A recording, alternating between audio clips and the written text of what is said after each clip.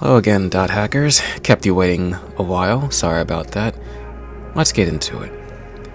Last time we went through the anime Dothack Sign, the anime that marked the beginning of the Dothack series as a whole, featuring the player Tsukasa who ends up trapped in the fictional MMORPG The World, and is manipulated and abused by the evil godlike AI that oversees the entirety of the game's world.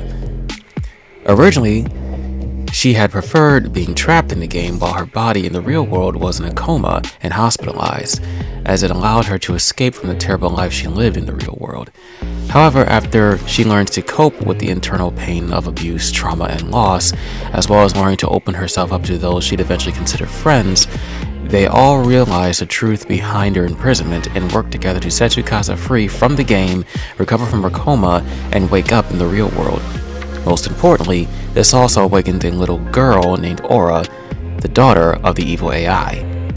However, even though that event results in a happy ending, it isn't a complete victory, as we eventually learn that Tsukasa wasn't the only player to become a coma victim as a result of the mysterious and evil abnormalities of the world's most popular online game. While Tsukasa is able to recover, the player known as Sora unfortunately becomes another victim. As for the girl Aura, she seems to have disappeared. That is until now.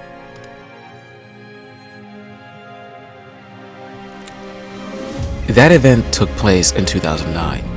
Fast forward to 2010, and we quickly learn that this storm is only just starting, and by the end of it, the strings of events will collectively be known as the Twilight Incident.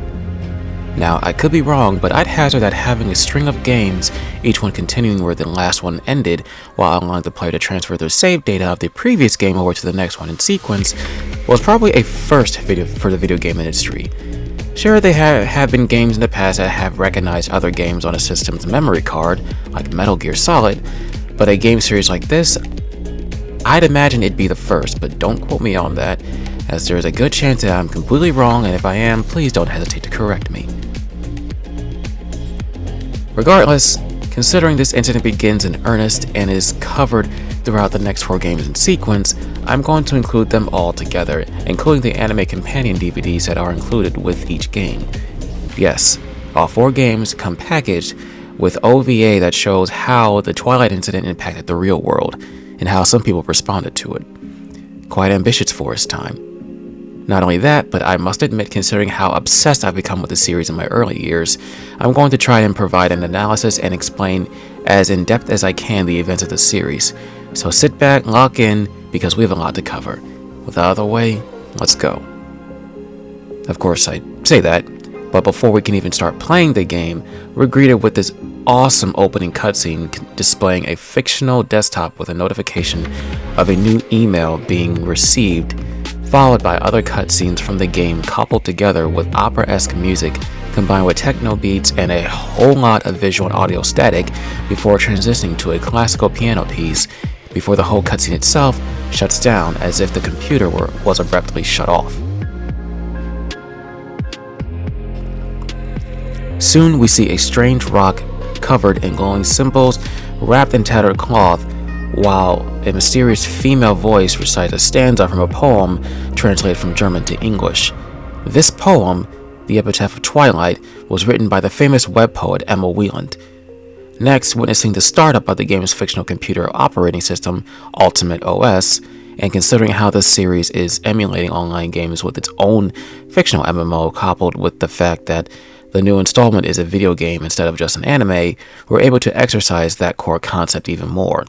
We're not just playing the game.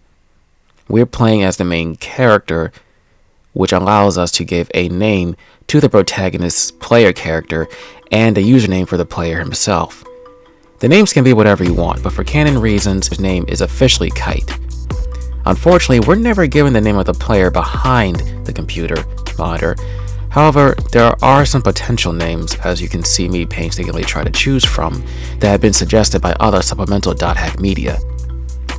Anyway, the registration and creation process is finished, and after hearing the main character, voiced by the lovely Mona Marshall, narrating the completion of the user registration and character creation, We're placed at the desktop of our main antagonist, complete with its own email service, online news browser, its own ability to change desktop wallpaper, some of them slightly animated, and even its own music player.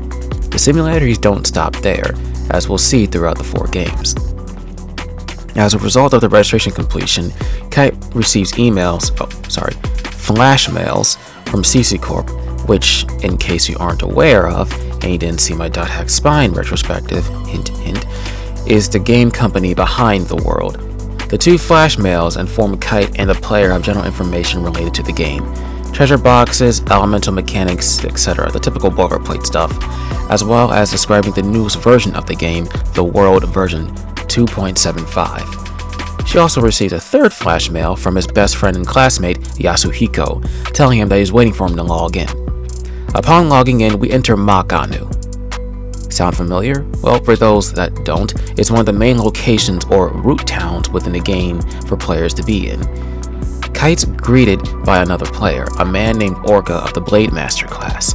At first, Kite's confused about who he is, but then realizes it's Yasuhiko, astonished by his appearance.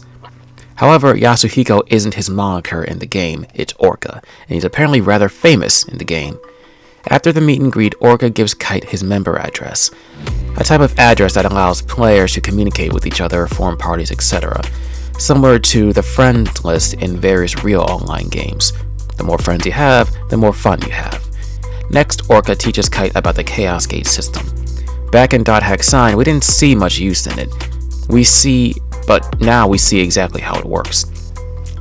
In order to create and enter an area, the player needs to combine 3 keywords from 3 different lists to form the name of the area.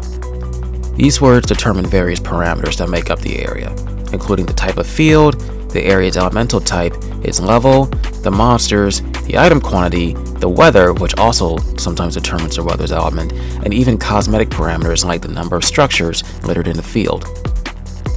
After creating his first area, Kite and Orca enter the grassland, and Orca teaches Kite camera controls and how to fight. Unlike other JRPGs or online games in general, the monsters here appear from rotating magic portals created to trap the monsters, but they are incredibly unstable and break down once the player gets close enough. Eventually they enter the area's dungeon. Every area has one. But before they get far, they hear a loud boom and witness 2 figures, one chasing the other, and figures that should be familiar to those who've watched Dothack Sign, Skaith and Aura. Considered about how and why they were running through an area with such a low level, but with no other choice, they carry on. The 2 explore the dungeon to its entirety and reach the room containing the god statue. Just like in Dothack Sign, only now we're given the name for the dungeon's treasure room. However, because neither of them is carrying a sprite ocarina, they're unable to teleport out of the dungeon, leaving them with no choice but to backtrack to the entrance. However, they don't get far when they suddenly are transported to a strange new area, completely separate and anomalous compared to the rest of the game. Kite and Orca stand on a large floating piece of land covered in strange geoglyphs and large glowing green hexagons clustered together in straight lines. Above them, shades of green color the sky of the area.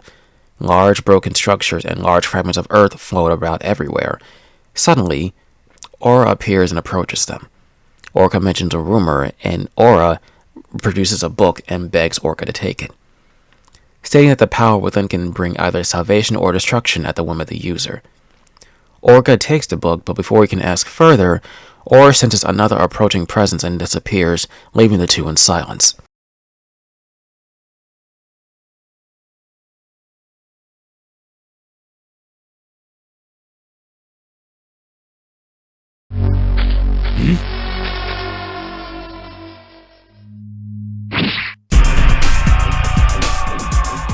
Run!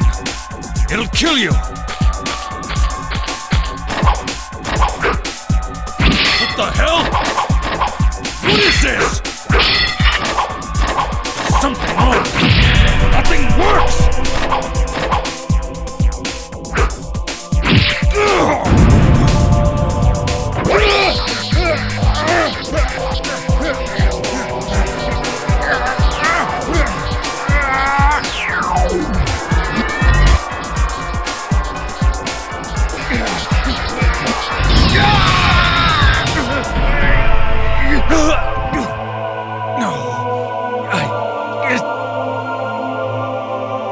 wasn't supposed to be this way. I'm sorry. Get out of here!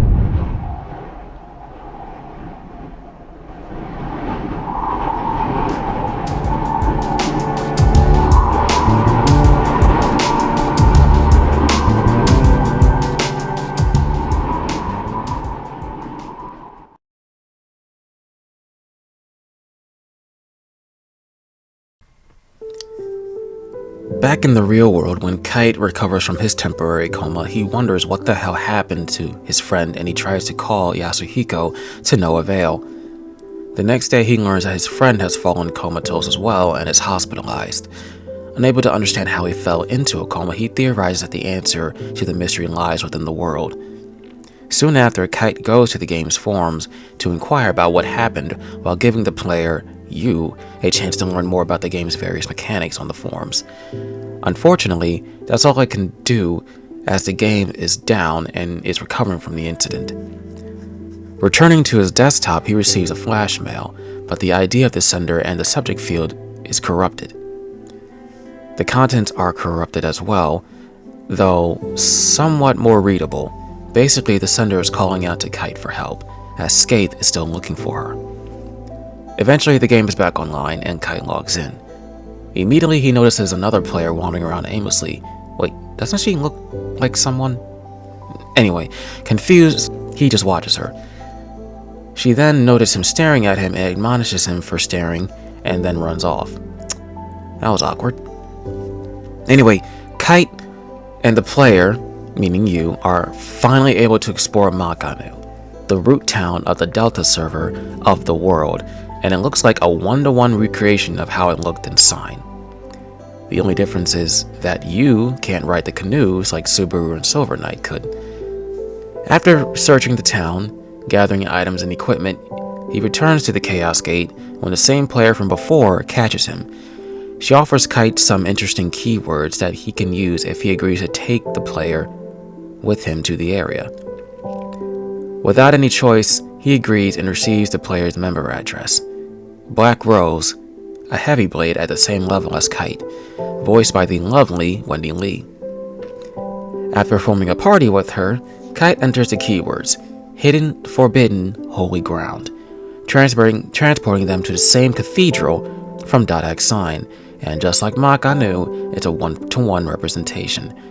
Though you can't stand on the rooftops like in the anime. How do they even get up there anyway? It doesn't matter. Upon entering the cathedral, they're immediately accosted by an appearing goblin monster. Black Rose panics in a corner while Kite uses the knowledge he learned from Orca and fells the monster. At the far end, they notice the statue of Aura wrapped in 8 chains. Kite then reads an inscription of the names, including Skaith and 2 others, indicating that even though Skaith is hunting Aura, it isn't alone. But unfortunately, the rest of the names are too faded to read. At the same time, Black Rose admits that she's a new player as well, considering how she reacted to the goblin. She bows to him in gratitude and begins to explain why she's playing the game when another player thunders into the cathedral. And when you know it, it's Balmonk of the Azure Sky. He demands to know what they're doing here and frantically tries to warn them to leave, but it's too late, as static fills the room and a monster warps into the cathedral. At first, it's just an ordinary monster that Balmonk is able to effortlessly kill. However, a strange phenomenon occurs and the felled monster rises to its feet. completely resurrected and is now covered in glowing hexagons. Balmung explains that the monster has been infected by a virus, and as a result, its health is infinite. Black Girl surmises that this is the thing behind the cause of something, and charges in to try to kill it. Balmung chases after her, and Kite stays behind watching, unsure of what to do.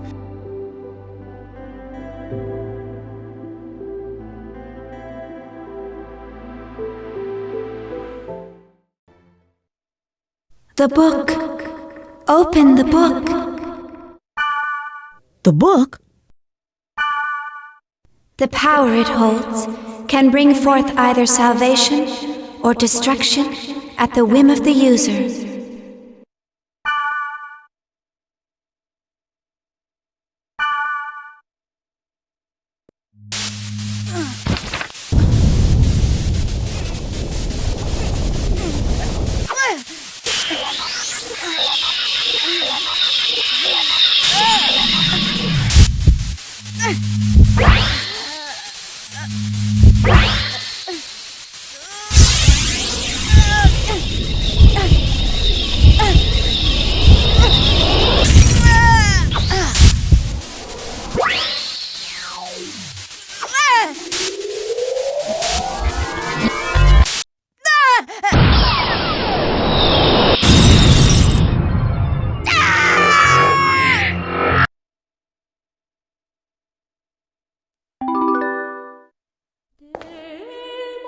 That was like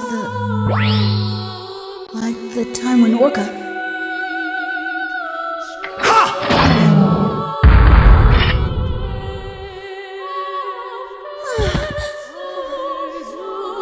That skill. Now, I understand. You are the same as the virus. To think that I was saved by someone like you. No! That's not... I don't even know what's... Do not lie to me! Recently, many places within the world have been damaged by a virus. Those who willfully spread the virus and destroy this world for their own amusement, they shall receive no mercy. No, that's not me, I did not expect to find the one responsible so soon. Draw! Draw your sword, now! I won't! There's no reason to do that! There is for me. No! I don't want to fight!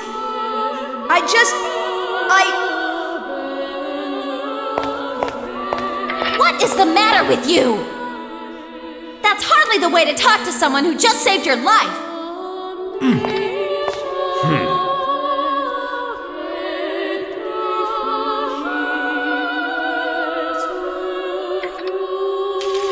I still do not trust you. I just require the time to think this through.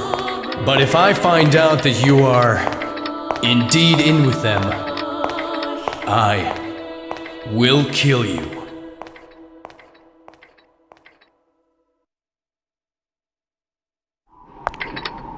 That was rather childish for Balmung of the Azure Sky, the descendant of Fianna.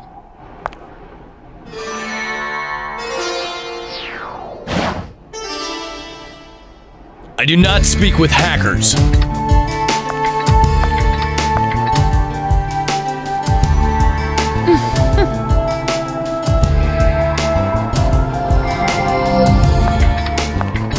That boy, he's a friend of your partner. Orca?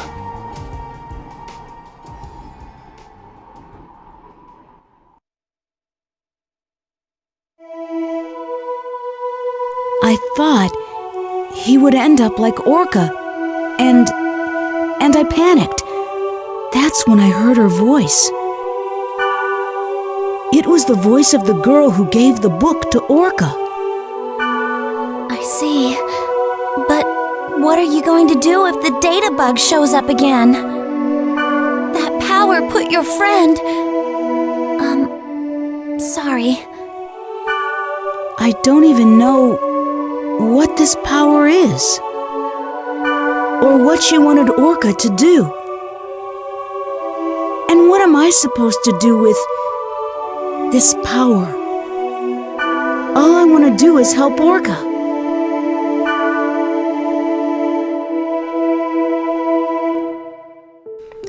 Exhausted, the two players return to town and Black Rose logs off for the night. Upon logging out himself, he's surprised to learn that his post on the game forums has been deleted. Migrating back to his desktop, he receives 2 flash mails, one from Black Rose saying that she believes him, and another, more important email from Helba. This email explains Kite's new power, called Data Drain. Manifesting in the form of a bracelet called the Twilight Bracelet, it's the power that Skate used on Orca, and it's the same power that we've seen Tsukasa's Guardian uses, and what Aura's mother used back on Tsukasa himself back in Dothack Sign. Finally, we have a name. It may look different, but it's the same power. The power to alter data at the whim of the user. According to her, when a monster takes enough damage, a glowing blue sphere encapsulates the monster with blue text that reads Protect Break. This status allows Kite to data drain the monster, altering the monster's data, reducing it to level 0, and turning it into a monster that shouldn't exist in the game. Sort of like a baby version of the monster. As for the players, we've already seen what happened to Orca, but the details go deeper, but we'll circle back to that later. Regardless, this power is necessary to deal with the corrupted monsters known as data bugs. As Data Drain alters the monster's data, extracts the corrupted portion of the data from it, and changes the monster back to normal. The extracted corrupted data gets reformed as special items called virus cores. Of course, there are negative side effects to this power. The more Data Drain is used, the more the viral infection, quote-unquote, on Kite's character increases. The more the lethality grows, the higher the chance that Kite sustains negative side effects, stemming from a random negative status effect to a level decrease to a total game over, depending on how high the lethality is. Although there is also a chance of a beneficial effect of having the entire party's health and SP being recovered as well, so it kind of balances out. However, the more Kite and his party defeat monsters regularly without Data Drain, the more the lethality on this character decreases. On top of that, Helba warns Kite of another issue. Because he's in possession of a power that shouldn't exist, he's being watched. And he's also going to be hunted. And that he should be prepared. A day later, Kite logs in and overhears 2 players, one of them named Sieg. Pay attention to this name and keep it in the back of your head. He'll come up later. Gossiping about a strange player character of the form of a humanoid cat. They question whether or not it's possible to create a character like that. Short answer, no. Again, keep this in mind. Wandering into Makanu's alley where the Kite character is rumored to be, Kite encounters 2 players planning to go to an area. One of the players is Elk, a wave master who looks almost exactly like Tsukasa, and indeed, the other player character in appearance of a purple talking cat named Mia. As the 2 players plan their activities, Mia suddenly senses Kite approaching and immediately runs toward him. When she approaches him, she notices Kite's bracelet, as that was what she immediately sensed. Grabbing his arm, she asks to take a closer look. The peculiar thing is, the bracelet to most people is invisible. Only Kite and his friends, meaning those who give him their member address, can see it. Try as he might, Elk can't see it, yet Mia can? That's strange. Anyway, before leaving, she thanks Kite for letting her look at the bracelet and that she believes they'll see each other again real soon. Eventually, he logs out and checks the forums. One post of interest refers to an area where a mysterious girl was spotted. Another new post talks about an area that a player couldn't access because it was a protected area. Upon logging in later, he forms a party with Black Rose, and they embark on a training mission to increase their levels while also getting familiar with the bracelet and Data Drain. Next, they investigate the area where Aura was spotted. When they enter the area, they meet another player telling them that he was told to return to Root Town. Rightfully so, as the area itself is highly corrupted. Giant holes are broken into the area's skybox, exposing the area's raw data. Holes exposing the raw data are also scattered on the ground, coupled that with the strings of raw data floating aimlessly in the air, and the vision display flashing static at random. Eventually, they reach the dungeon and they're greeted by an NPC with an automated message stating that the dungeon is corrupted and requests that all players leave the area.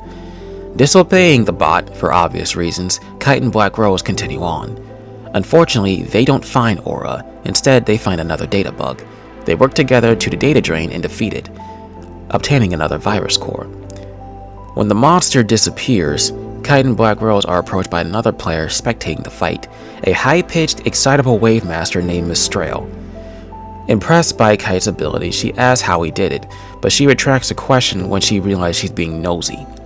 She then explains that she came to the dungeon because of the same rumor that Kite saw, and explains that the same corruption in this area can be seen elsewhere throughout the game since the last system failure.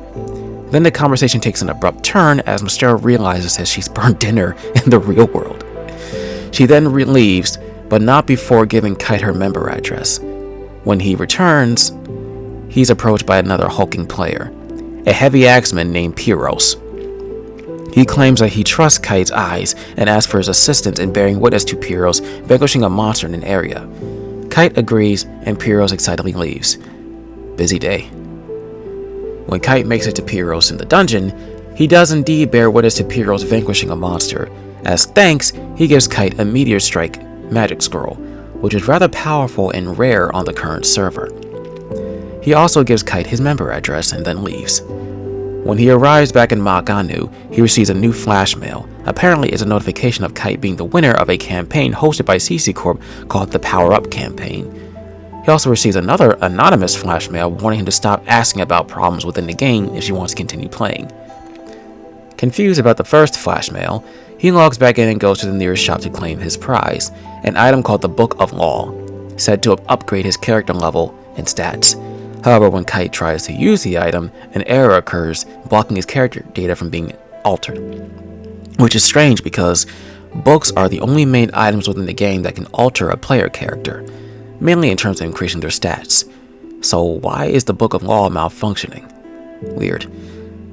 Later on, Kite receives another flash mail, this one from Mia, surprising him by hinting at another power possessed by the bracelet. If he wanted to learn more, then he should travel to this area alone. When he arrives in the area, Mia contacts him via private message telling him that she's at the lowest level of the dungeon. Kite asks how she knows about the bracelet and data drain, but Mia is unable to answer. Entering the dungeon, Kite ignores the NPC bot delivering the same message as the one from before, and makes it to where Mia and Elk are waiting.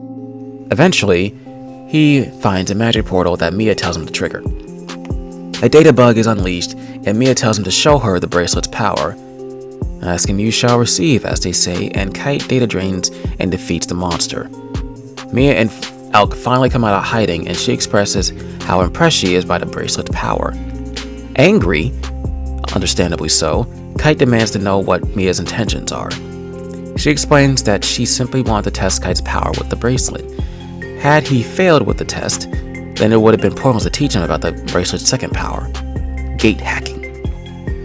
The virus cores Kite's been collecting can be used as keys to disable barriers that block access from certain areas. Following Mia back to Maganu, he receives both her and Elk's member addresses. She then instructs Kite to try and access the area that he couldn't access before. He then presents it with a special menu gauge called the gate hacking menu, a menu that only the holder of the bracelet and their friends can see. Mia then instructs him to fill the empty portion of the gauge with the virus cores that he obtained. With the gauge filled, Kite hacks the protection, disabling it, and successfully enters the new area, in a cool transition that I never get enough of.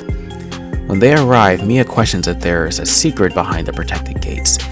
When they traverse through the dungeon, they come across another data bug, while Mia states information that we already know at this point, while stating that there needs to be a reason why Kite has the bracelet, which, again, is an answer we already have.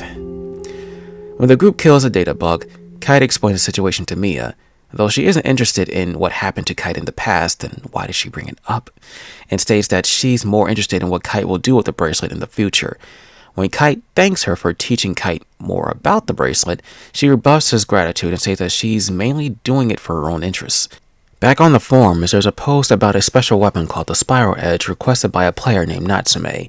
There's another post with players talking about the protected area being open again thanks to Kite, and other posts containing idle chit-chat. Similar case when it comes to the news outlet, with some tongue-in-cheek references to Bandai and their real-world handheld console, the WonderSwan, that only came out in Japan, and the fictional development of his successor, the Wonderhawk. Love the name.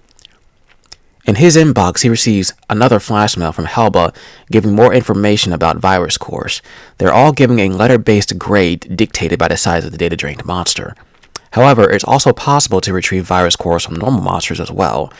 The reason for this is because the digital malady currently plaguing the game is also affecting monsters at random, causing the monsters to undergo an incubation period, as according to Helba, as their data gets slowly corrupted. We saw this back in the Cathedral.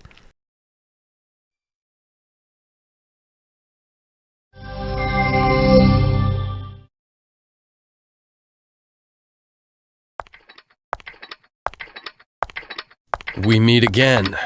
Well, it appears that you know Orca. Know him? He's the one who invited me to come here and play this game. Then I must ask. I have not been able to contact him since that event. What has become of him? Do you trust me? What you say will determine.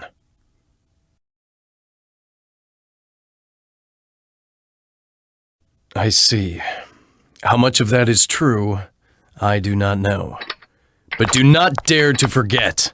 That bracelet's power is the same as the one that placed Orca into a coma. Yeah, I know. I don't have to be reminded of it. You don't have time to get depressed. Who are you? A friend, or perhaps a foe. A meddler with a warning. You sent that email? Helba? That aside, I must warn you, beware of Leos. Leos? Leos is on the side of the system. With that bracelet, you'll be treated as a virus. Also, you need this. You're thinking, how does she know, right? It's not that hard to imagine. Like I said, someone is always watching you. Hold on. Why are you helping me?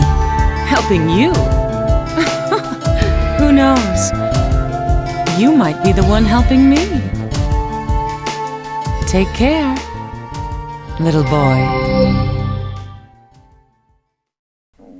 Time passes and Kite meets Natsume from the forums. He finds a spiral edge for her and gives it to her. As thanks, she gives him her member address, and we learn that she is best girl and I will hear no objections. Back on the forums, the thread that claimed that a player saw Aura being chased by Skaith receives another reply from another player saying that she was spotted in a new area, this time on the Theta server. Aside from that, there's another thread authored by a player named Meg looking for a friend named Alf, who apparently went missing. No, not that Alf. Let's keep that in mind for later. On top of the forum post, Kite received another corrected email from Aura begging him for his help before there are more casualties. Back in the game, we enter Dunlorieg, the root town of the Theta server, as it finally opens back up. Just like the Cathedral and Makanu, it's almost a one-to-one representation of its appearance in Dothack sign. Black Rose and Kite both travel to the new area that Aura was rumored to be spotted in. The strange thing is, the forum posts claim that the area is protected. However, the group is able to access it just fine. However, it's still an infected area. Weird. Making it to the dungeon, they find no Aura or any evil AI chasing her. All they find is a dead end. Returning to town, the group has no new leads on the situation. A while later, in Makanu, we see Elk and Mia were talking in their usual spot. He asks Mia about her sudden interest in Kite, but she bluntly rebuffs him. Wondering if there are deeper feelings for him, Elk confesses his feelings for Mia, which triggers some strange feelings Mia has never felt before. Eventually, when Kite logs in, he runs into Elk. Elk asks if he can talk with Kite about something. He claims that his favorite area may have a data bug and needs his help. However, when they get to the area, it turned out the area isn't infected. Elk lied to him and confesses the true reason for his excursion. Jealous of Mia's sudden and unexplained interest in Kite, he asks if Kite would be willing to trade his Twilight bracelet for every item that he has in hopes that Mia will pay attention to him again. Flabbergasted, Kite is unable to answer. Suddenly, static fills the area and it becomes corrupted for real this time. Choosing to investigate the dungeon, they eventually find Mia wandering by herself and accidentally triggers a magic portal, unleashing another data bug. It eventually goes down, and Mia admits that she wasn't looking for Elk, hoping to find him in his favorite area. Apparently, when he isn't around, she starts to miss him for an unexplained reason. Their friendship rekindled, they leave the area. Later on, another thread is posted on the forums by a player named Sanjiro looking for a certain katana. There's another thread posted by players forming a fan club centered around the player named Gardenia. Back in Makanu, Pierce is talking to Mia about an item she gives him. To see that Mia's kindness, Pierce used the item only for it to slightly alter his character erroneously. Hilarious. Kite befriends Sanjiro by giving him the coveted Kotetsu sword. He meets Gardenia and befriends her by earning her respect, and finds a cure for Pierce's predicament, allowing for a bit of levity and Kite to play the game as normal for a while. Back on the forums, more rumors about the game being infected by a virus along with a conversation of the world's beta version, Fragment. Keep this in mind. Days later, Kite gets a flash mail from Black Rose about the last area that they thought Aura was last spotted in. Turned out the location was changed somehow in the thread. Now they have the actual location, and so they go to investigate. The fact that it's originally a protected area does show promise. Unfortunately, however, Kite doesn't have the right virus cores. Coupled with the fact that Kite's original forum post was deleted and the other vital post was also altered, it gives Black Rose a foreboding feeling. A few days later, Kite logs in to see Mistral bartering with another player for a rare item. She leaves temporarily to try and raise the money for the item, and while she's gone, the Heavy Axeman tries to sell Kite the same item at a significant discount. He forces it on Kite despite the dishonesty, and he warns Kite about Helba before leaving. Mistral eventually returns, and despite not being able to get this so-called rare item, she tells Kite of a mysterious, rumored area that she wants to go to see Kite use the data drain again. It turns out the rumor was true, as it's another protected area. Yet, despite all this rumor circulating throughout the game, Mistral's naivete makes her believe that the corruption is just special effects. Bless her heart. They eventually find and destroy the data bug. Satisfied, Mistral asks where and how Kite obtained the Twilight bracelet. He explains the situation to her, but again, she's too naive as of now to believe him and thinks it's just a personal role-playing quest that he's on. Bless her heart. Regardless, it's a pleasant coincidence that the side adventuring resulted in Kite obtaining the exact virus core he needed for the last protected area. When he and Black Rose enter the area and investigate the dungeon, they find a really strange room. What the? And so, I shall name her Aura. Without you, she would not exist. The shining girl, Aura. We will entrust her with our will. Our future is in her hands. What is this? I don't know, but Aura is probably that girl. You mean the girl who gave you the bracelet? Yes, I just think it's her. Look! There's more over here! Shunning the field, broken by wave. The shadowed girl whispers, "Surely I will return." Alas, the truth unbeknownst, awaiting her at journey's end. Eternal mourning for her land.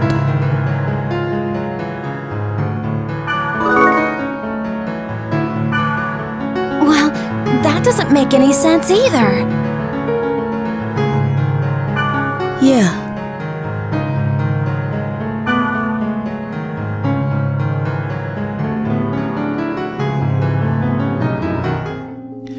On the forums, more players replied to the post about Alf. Apparently, she went to search an area, and that was where she was last seen. Another post is talking about a notorious virus called the Deadly Flash.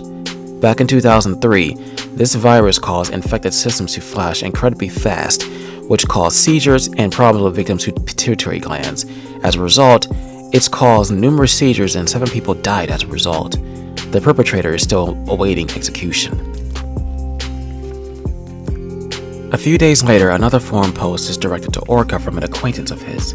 Kite meets with him. After explaining the situation to Bob, there's always room for one, he tells Kite that he was investigating a rumor and points Kite to another player whom Orca was also in contact with. When he reaches her, Linda tells Kite that there's something else lurking deep within the world. That's the rumor that Orca of the Azure Sea and Bulbung of the Azure Sky were investigating. She then tells Kite to just forget about the rumor. If one of the descendants of Fianna, the 2 most powerful players in the game, fell victim to this mysterious entity, then it's too dangerous for a regular player to pursue. Kite refuses as he's his best friend. Understanding this, Linda points Kite to another area that Orca was investigating.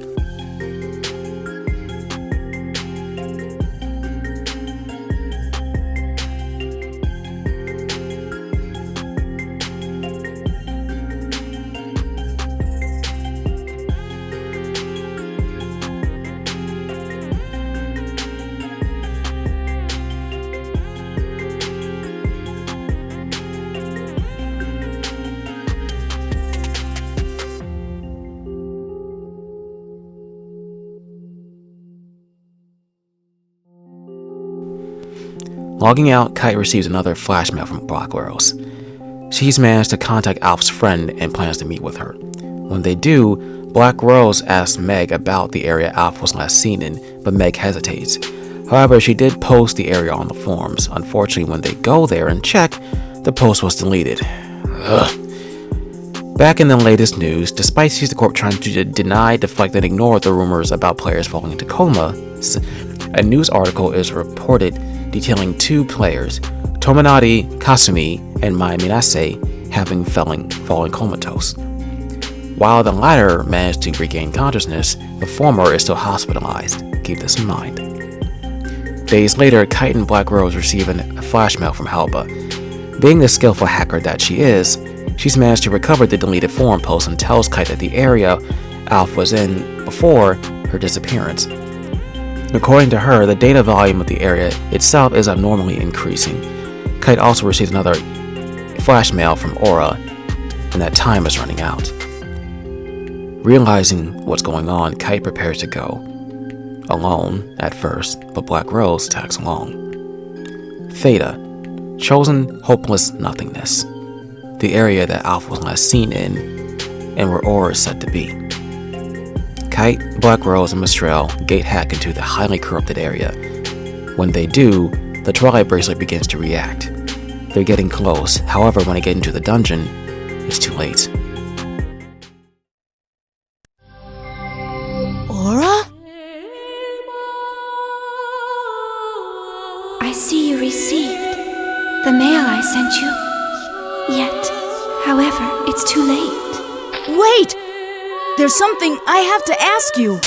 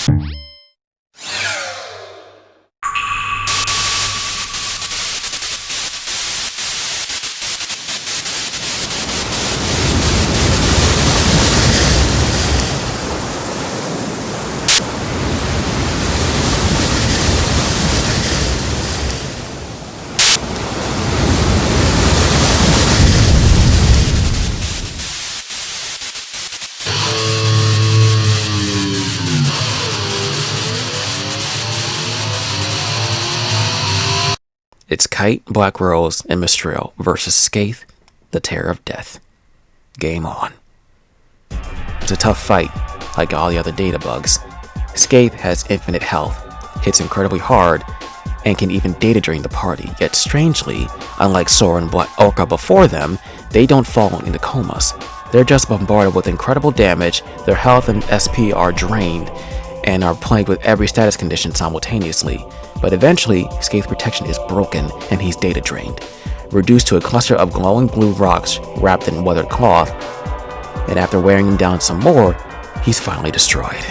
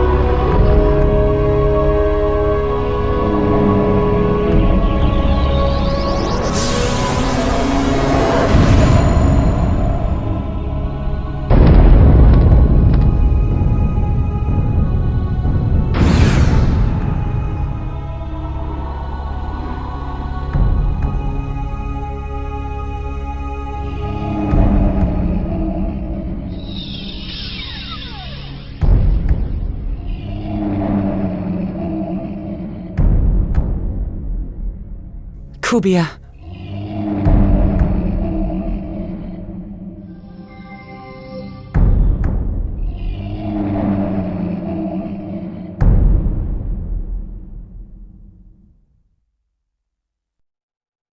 We had come so far, but we knew so little. And now, the true battle was about to begin. He said it best. What happened in 2009 was just a harbinger, and now, this was the beginning of a long, hard war.